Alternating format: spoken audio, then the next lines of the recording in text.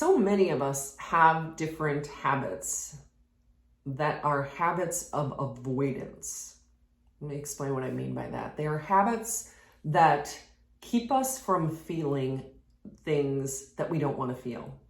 And so most of the habits of eating things we don't want to eat, whether it's sugar or flour, maybe we're cutting carbs, cutting our carbs back, maybe we're trying not to drink alcohol, even things like playing games on our phone or extensively, watching Netflix every night and not getting things done that we want to, scrolling social media for a very long time or when we should be doing something else. These are habits of avoidance.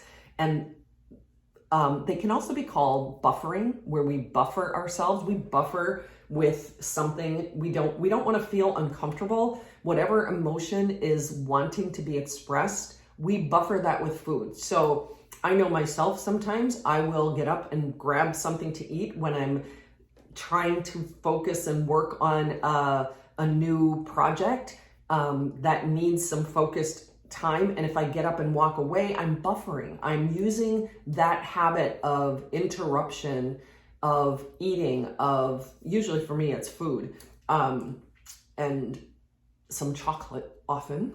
But these are often because we don't want to feel something.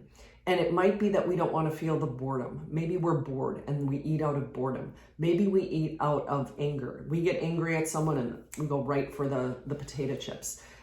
Maybe it's the discomfort of doing something that we know we need to do that we're not super fluent at yet. And so it's uncomfortable.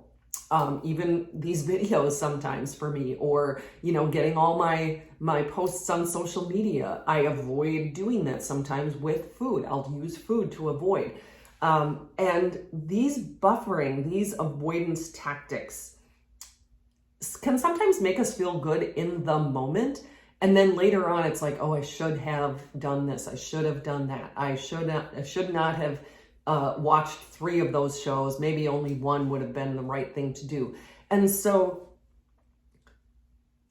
getting to that habit of saying and noticing, I want this. What's going on? Instead of, before we actually fulfill the urge of the food, the alcohol, the games, the Netflix, the shows, the social media, what's going on? And really get in touch with and allow ourselves to feel what it is we're feeling and just say, okay, I'm uncomfortable. Am I willing to be uncomfortable to be able to move into the next part of my life or whatever is, whatever I'm trying to really accomplish?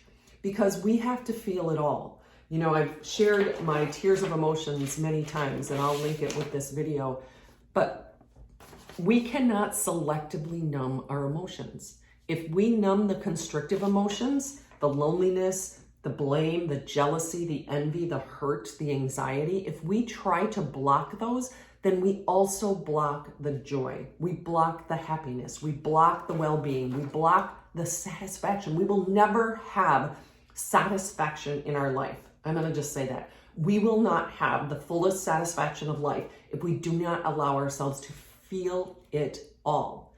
And if you've got a habit that you're trying to break, look at what you're avoiding. What are you avoiding feeling with that habit?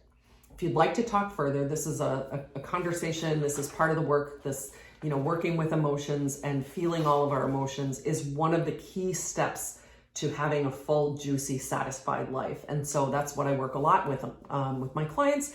If you'd like to hear more, DM me or email me, Dotty at inplainsightinc.com, Dotty at inplain, Plain, sight, sight.com. I would love to hear from you and love to have a conversation about how you can live your juiciest life ever.